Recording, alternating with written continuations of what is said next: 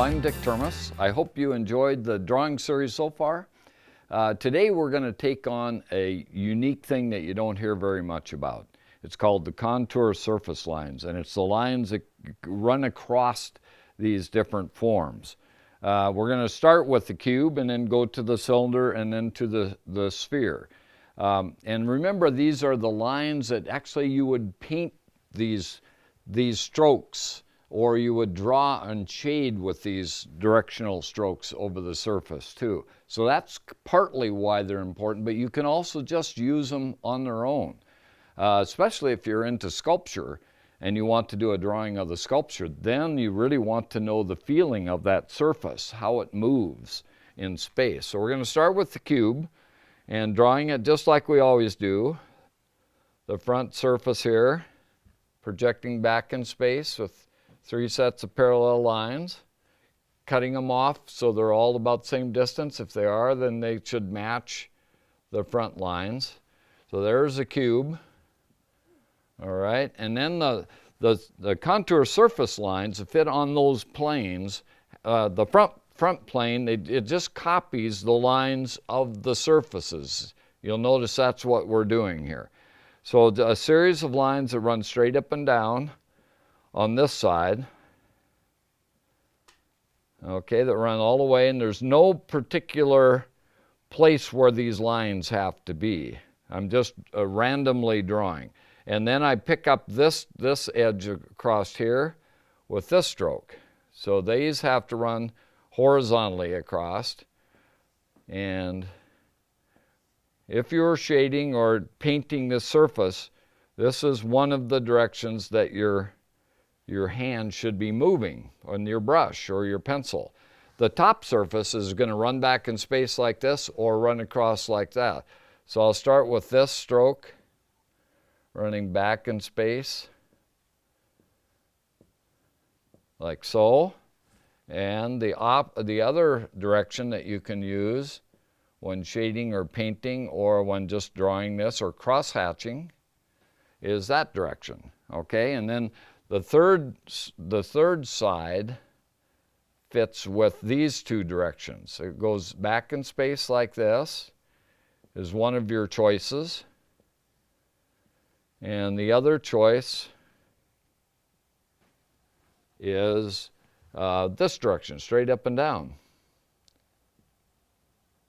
All right.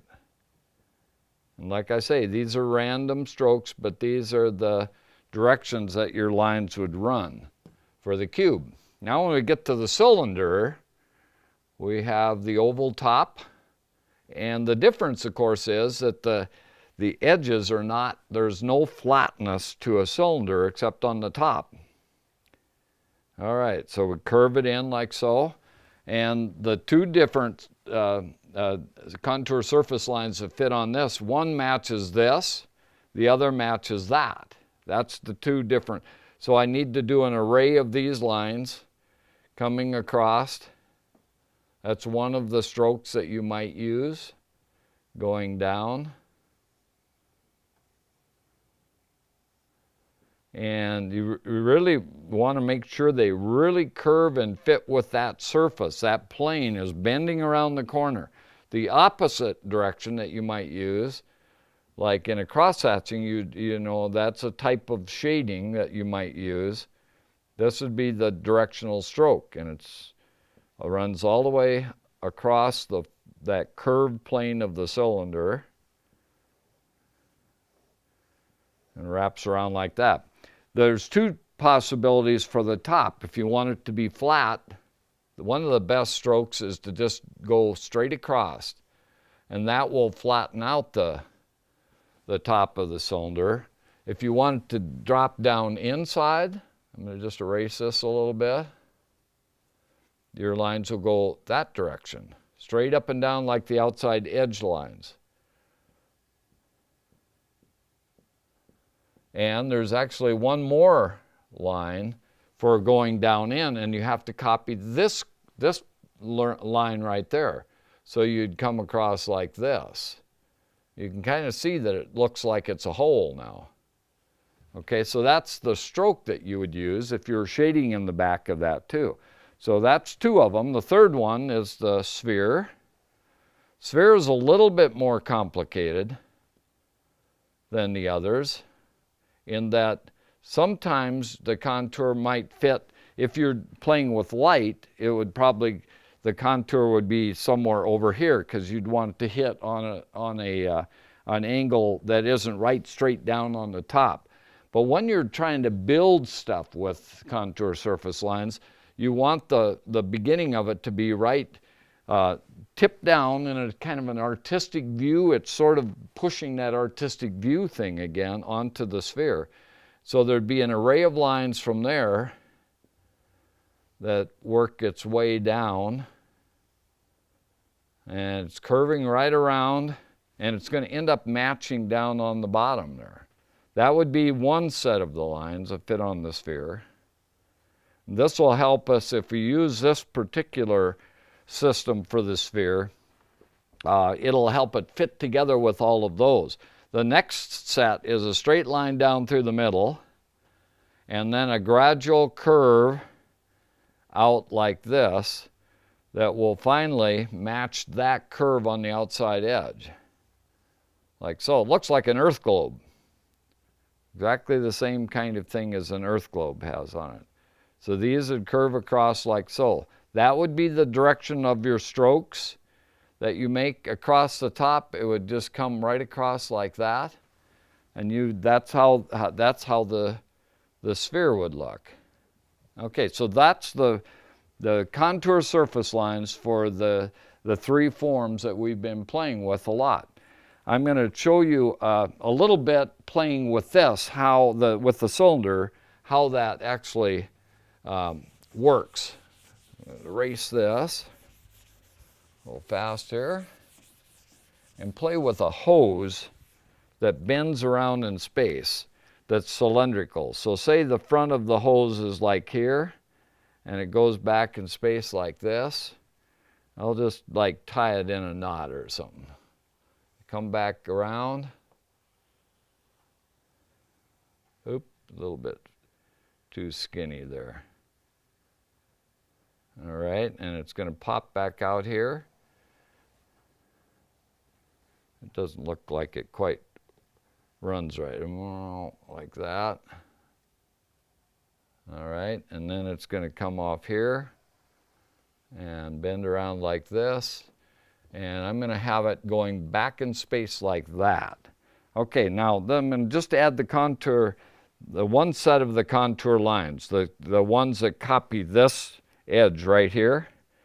I'm going to run that across.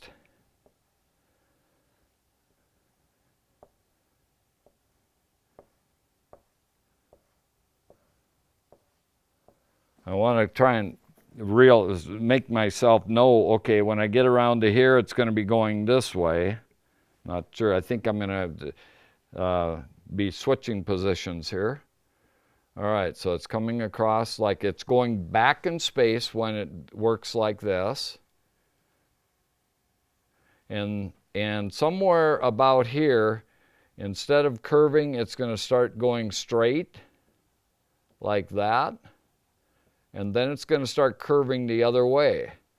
Now you can see what's happening is I'm going back in space, I'm making a turn, and now it's coming back at you again. All right? This is why it becomes valuable, because looking at what I drew to start with doesn't really show that. And now it's going to have to go into a straight line about here in a gradual formation to there, and then start curving in reverse.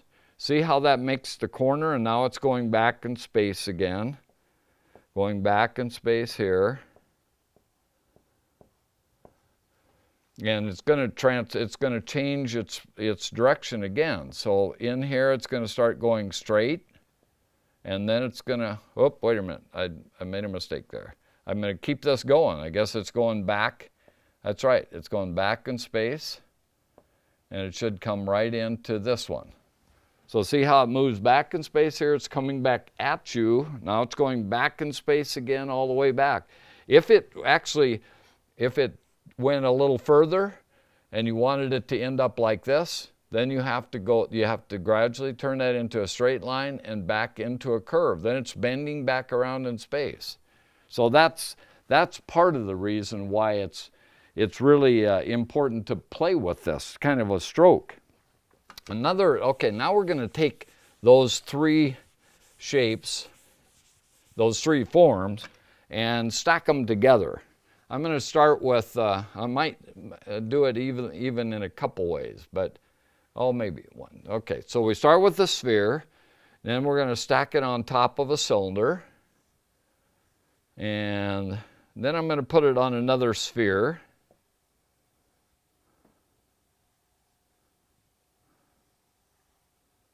Like so. Okay, and then we're going to put it on a cube down here. Cube on the bottom. And this is going to go back in space. I want it to make sure it really looks right, so I'm going to actually pull this out a little bit further here. So it looks like that's sitting on there nicely. Get across, down.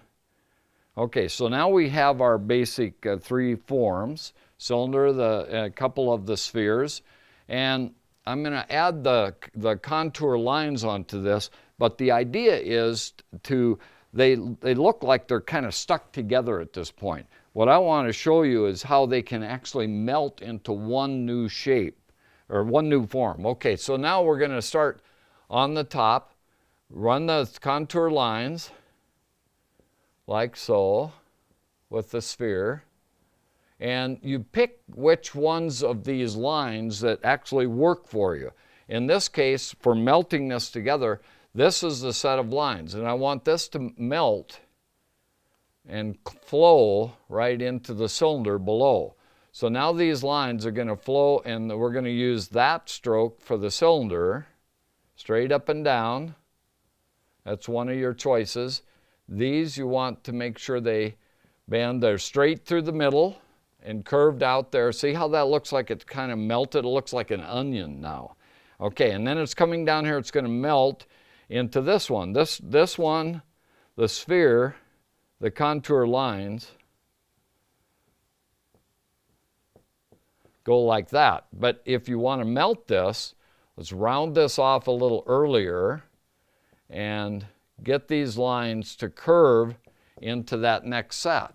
And you can actually come in here and erase some of the hard edge lines like that, and it helps make it really flow. Okay, and how's that sphere going to the cube? Same way. You come down, it's going to melt and flow right into this. All right, on this side, this is the line. You can see the lines coming across here. These would curve this way, and now it's going to melt into this. I'm going to get rid of some of these lines of the sphere, and then this has to round off. So this is going to melt and curve like this across there, and this is going to curve. It's going to wipe this line out, and it's going to turn into a melted off cylindrical line that now this will just flow down like so. This corner will disappear. See how it's sort of melting into stuff? And then if you want this just to melt, these lines would come straight down, choosing that line, curve it in, and let it kind of melt and drip, turn into drips down here.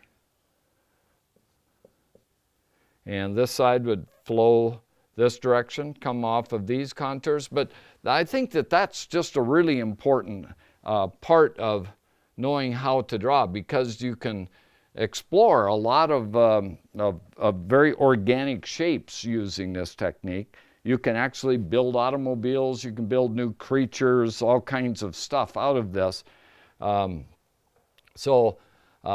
That's, I think, and in the end, this line would disappear and it'd just turn into globs of stuff coming out of the bottom maybe or something. Okay, another little part that I would like to show you with this is an aspect that you run into a lot. And I just have this drapery that's sitting here. You notice how if you were going to have to try and draw that, it would be incredibly complicated. I mean, there would be so many lines, and whether it would look good when it was done would be the whole question.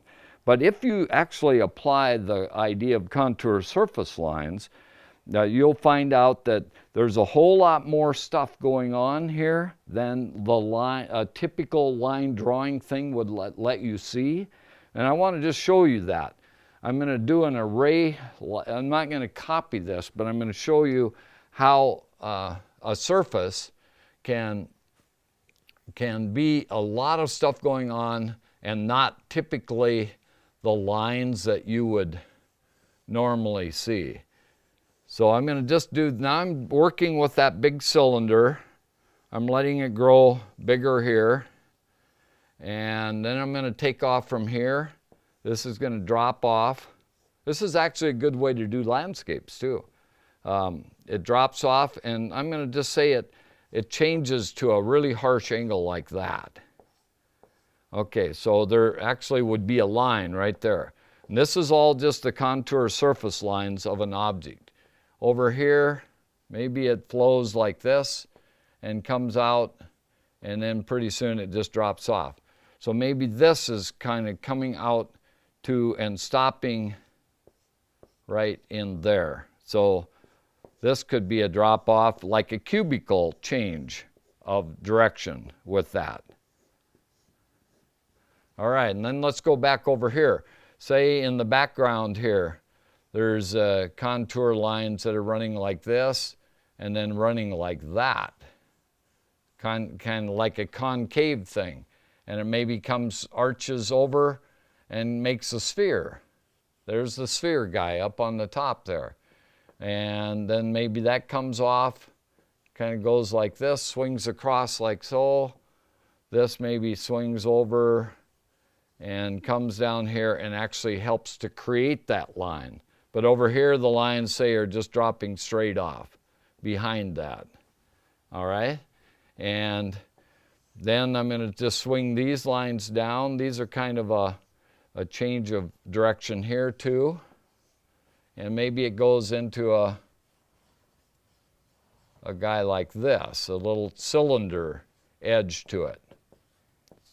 All right, and then coming across here, I'm going to have this stop and let's see, what am I going to have it do?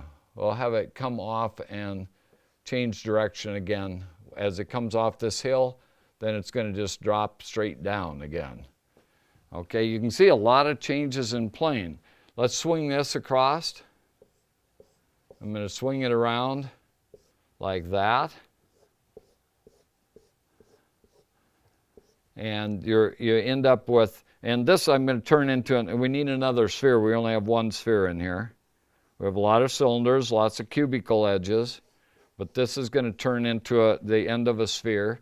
All right, so when you look at this, I'm going to let's drop this off too, because then I can show you where the other lines actually could come from. When you look at this shape, let me show you where the actual lines, if you're just going to do a line outside drawing, a line on this, here's where you would have them. There would be a line here. There would be a line there. There'd be a line out here. This would swing, means it's background. It's always the end of a line there, here to there. This goes to here. This would cut across there.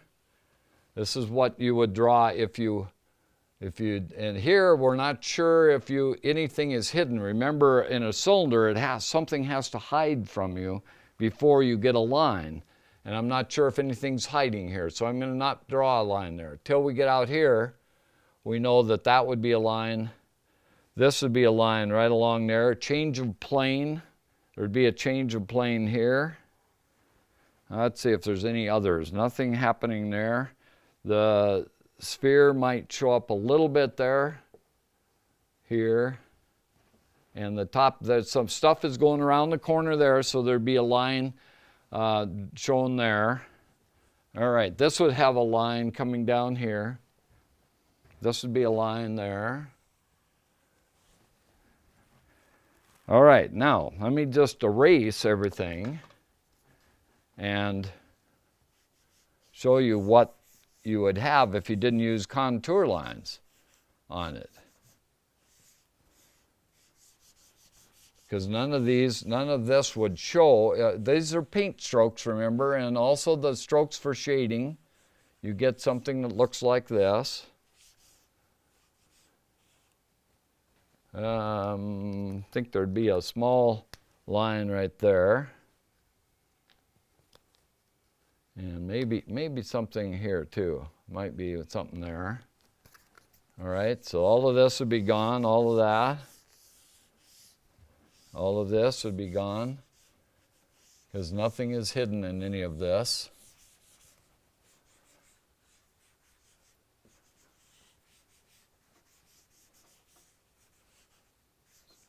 So the lesson here, I hope, is that contour surface lines are very, very important in helping to bring out what you're looking at. Like now you can see that if this is what you're looking at, can you tell what that is? It's very hard to I mean, you'd need shading or something else to give you input into this. So that's the point of this, is that contour surface lines are incredibly important. So stay tuned, and thanks for watching this episode.